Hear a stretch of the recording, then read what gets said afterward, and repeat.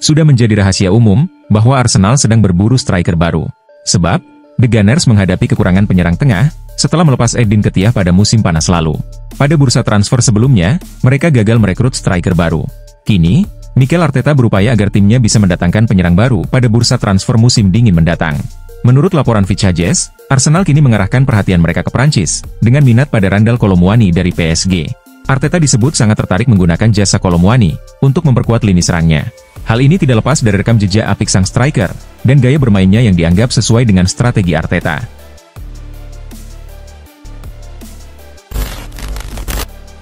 Liverpool dikabarkan sedang aktif mencari bek kanan baru, untuk menggantikan Trent Alexander-Arnold yang disebut-sebut akan hengkang musim depan. Salah satu nama yang muncul sebagai incaran, adalah Jeremy Frimpong, bek Bayer Leverkusen yang tampil impresif dan menarik perhatian banyak pihak. Namun menurut laporan Sky Sports Germany, Arne Slot tidak tertarik mendatangkan Frimpong. Alasannya, Slot membutuhkan fullback kanan murni untuk menggantikan peran Alexander-Arnold. Sedangkan Frimpong, lebih sering bermain sebagai wingback. Sang manajer menilai, bek tersebut tidak cocok dengan skema yang ia rancang. Jadi ia memutuskan untuk tidak merekrutnya.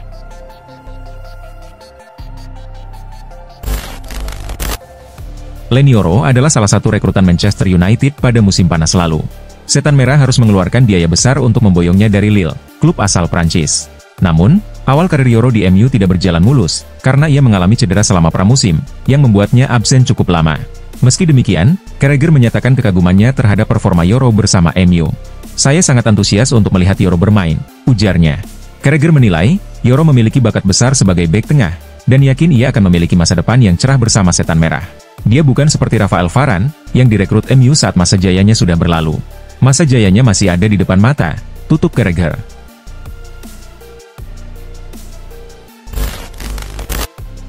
Manchester United dan Liverpool diketahui tengah mencari bek kiri baru untuk memperkuat skuad mereka.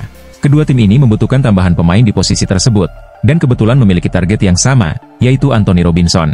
Kabar baik datang bagi MU dan Liverpool, karena Robinson dikabarkan siap meninggalkan Fulham tahun depan. Dalam wawancaranya dengan Marca, Robinson mengungkapkan bahwa ia mengetahui ketertarikan kedua klub besar Inggris tersebut. Ia pun menyatakan siap memulai babak baru dalam karirnya, jika Liverpool atau MU serius mendatangkannya. Ia menegaskan, bahwa jika salah satu dari mereka memenuhi nilai transfer yang diminta Fulham, ia bersedia pindah klub.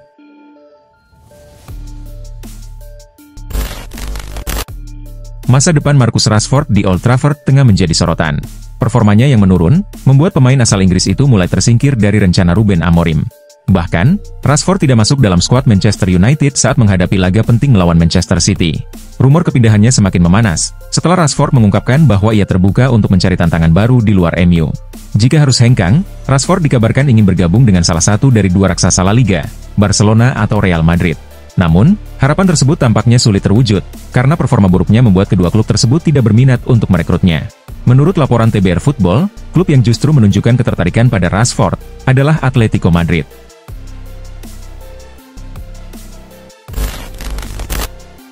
Setelah bertahun-tahun dikaitkan dengan Real Madrid, Kylian Mbappe akhirnya resmi bergabung dengan Los Blancos pada musim panas 2024. Kepindahannya ke Real Madrid terjadi dengan status bebas transfer, setelah kontraknya bersama Paris Saint-Germain berakhir. Dalam wawancara di program United Bein Sports, Mbappe mengungkapkan bahwa keputusan meninggalkan PSG pada musim panas lalu bukanlah hal yang mudah. Penyerang timnas Prancis itu sebenarnya ingin bertahan di PSG selamanya, andai tawaran dari Real Madrid tidak pernah datang.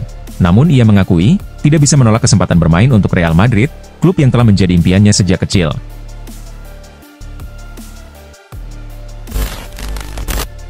Pelatih Juventus, Thiago Motta, secara terbuka memuji performa Jai Idzes, yang dinilainya sangat menyulitkan lini depan sinyonya tua. Bek timnas Indonesia itu, yang bermain untuk Venezia, berhasil meredam pergerakan para penyerang Juventus, termasuk Dusan Vlahovic, yang kesulitan keluar dari pengawalan ketat Idzes. Selain solid di lini belakang, Idzes juga mencetak gol penting, yang nyaris membuat Juventus mengalami kekalahan. Hal ini membuat Motta semakin terkesan, dan mempertimbangkan untuk merekrut bek 24 tahun tersebut pada bursa transfer musim dingin 2025. Dia sangat berbahaya dalam situasi bola mati. Golnya hampir saja mengubur kami, ujar Motta saat mengomentari aksi Idzes. Sebelumnya, memang ada rumor bahwa Juventus tertarik pada Idzes, terutama karena tim mereka kehilangan pemain bertahan akibat cedera ACL.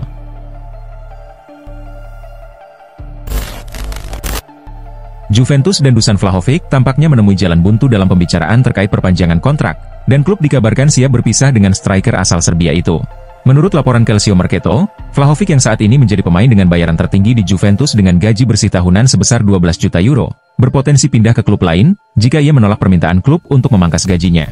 Situasi ini memunculkan ketidakpastian mengenai masa depannya di Turin, terutama karena Juventus tengah berupaya mengurangi beban gaji pemain. Keadaan Vlahovic saat ini mirip dengan Federico Chiesa, yang sebelumnya dikirim ke Liverpool dalam kesepakatan harga murah, setelah menolak menerima upah yang lebih rendah.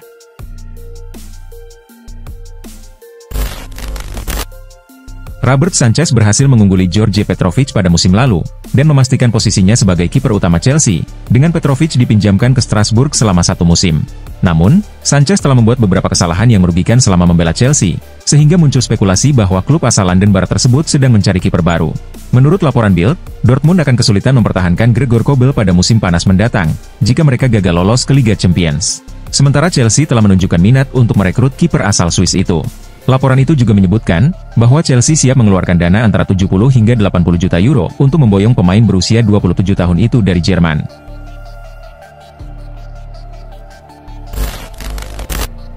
Sebagaimana diketahui, Barcelona hanya meraih 1 kemenangan dari 6 laga terakhir. Terbaru, klub asal Catalonia tersebut harus menyerah 0-1 dari Leganes, setelah gol cepat Sergio Gonzalez di depan pendukung Barca. Meski demikian, Torres menegaskan bahwa skuad asuhan Hansi Flick tetap tenang menghadapi tekanan.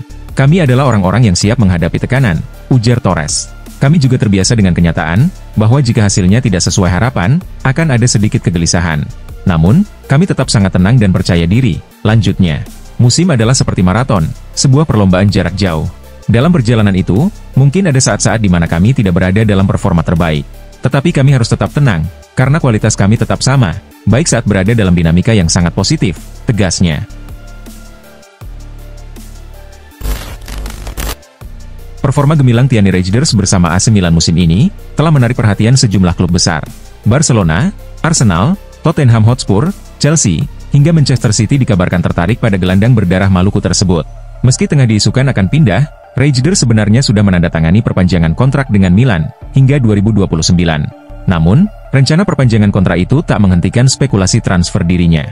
Belum lama ini, Daily Star melaporkan bahwa Manchester City masih berambisi merekrut Reijnders. Dengan performa tim yang menurun musim ini, Manchester City disebut berencana merombak skuad mereka untuk menghadapi musim kompetisi mendatang.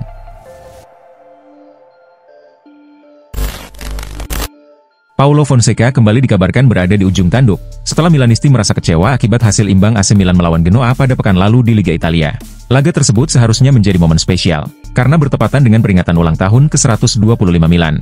Namun, Fonseca menegaskan dirinya tidak merasa terancam akan dipecat. "Saya tidak merasa dalam bahaya," ujar Fonseca. "Kita membahas sesuatu yang belum terjadi. Jika melihat hasilnya, anggapan itu mungkin benar. Tapi saya tidak bisa membahas sesuatu yang tidak terjadi." Fonseca juga mengakui bahwa timnya masih memiliki banyak pekerjaan untuk mencapai hasil yang diinginkan. Namun ia optimis bahwa situasi akan berubah mulai Januari, dengan target meraih hasil positif dalam 3 atau 4 pertandingan mendatang. Inter menunjukkan performa mengesankan pada paruh pertama musim ini.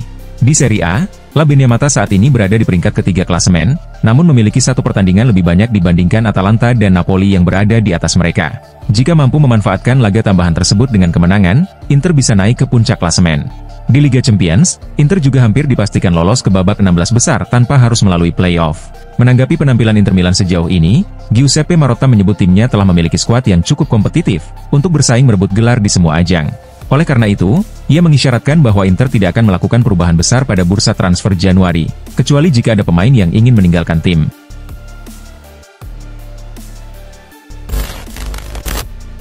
Jamal Musiala kini menjadi pemain andalan Bayern Munich, dan bahkan disebut-sebut sebagai calon ikon klub raksasa Jerman tersebut di masa depan. Namun, siapa sangka bahwa di masa kecilnya, Musiala bukanlah penggemar Bayern, melainkan Barcelona. Dalam wawancaranya dengan Sport Bild, Musiala mengungkapkan bahwa ia mengidolakan Barcelona, karena tim itu memiliki deretan gelandang terbaik dunia seperti Xavi Hernandez, Andres Iniesta, dan Sergio Busquets, ditambah kehadiran Lionel Messi yang dikenal sebagai penyerang lincah. "Barcelona adalah tim favorit saya, dan mereka selalu menjadi panutan saya. Gaya permainan lini tengah mereka yang diperkuat Xavi, Iniesta, dan Busquets sangat memukau saya," ujar Jamal Musiala.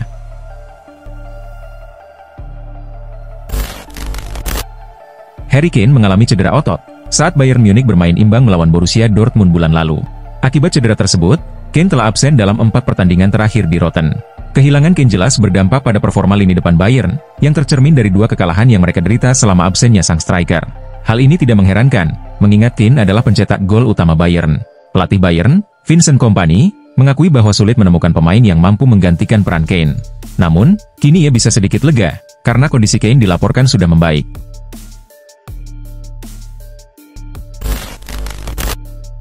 Carlo Ancelotti baru saja mencatatkan diri sebagai pelatih tersukses dalam sejarah Real Madrid. Prestasi gemilang ini diraih setelah ia membawa Los Blancos menjuarai Piala Interkontinental. Kemenangan tersebut sekaligus menjadi jawaban atas berbagai kritik yang sempat menerpanya di awal musim.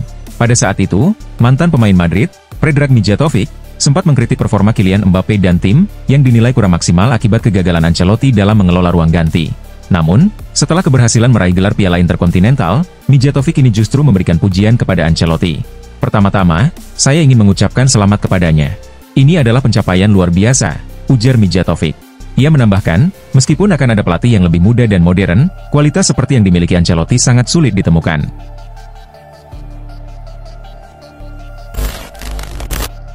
Manajer Manchester City, Pep Guardiola, mengungkapkan bahwa Ruben Dias harus menepi selama 3 hingga 4 pekan, akibat cedera otot. Bek asal Portugal tersebut, sebelumnya absen dalam 5 laga sepanjang November karena cedera betis, namun berhasil kembali bermain pada awal Desember, dan menjadi andalan di lini pertahanan. Sayangnya, Guardiola mengonfirmasi bahwa Dias akan absen dalam pertandingan melawan Aston Villa akhir pekan ini. Selain itu, ia juga belum bisa memastikan kondisi kiper utama, Ederson. Ruben Dias akan absen cukup lama, dan saya belum tahu apakah Ederson akan siap tampil, ujar Guardiola.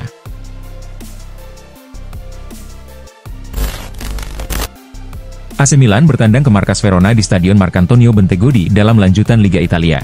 Pertandingan ini menjadi momen penting bagi Milan, yang kesulitan menunjukkan konsistensi dalam beberapa pekan terakhir. Dalam laga ini, Verona memberikan perlawanan yang cukup baik, namun Milan mampu unggul berkat kualitas pemain mereka. Gol tunggal kemenangan Milan dicetak oleh Tiani Reijnders di babak kedua. Tambahan 3 poin ini membawa Milan naik ke peringkat ke-7 klasemen sementara Liga Italia musim ini, dengan raihan 26 poin dari 16 pertandingan. Laga antara Bayern Munich dan RB Leipzig digelar di Allianz Arena. Di laga ini, Bayern langsung unggul lewat gol cepat Jamal Musiala pada menit pertama, namun Benjamin Sesko segera menyamakan kedudukan untuk tim tamu. Setelah itu, Bayern tampil dominan, dan mencetak 4 gol tambahan melalui Konrad Laimer, Joshua Kimmich, Leroy Sané, dan Alphonso Davies. Kemenangan telak ini, semakin memperkokoh posisi Bayern di puncak klasemen Bundesliga.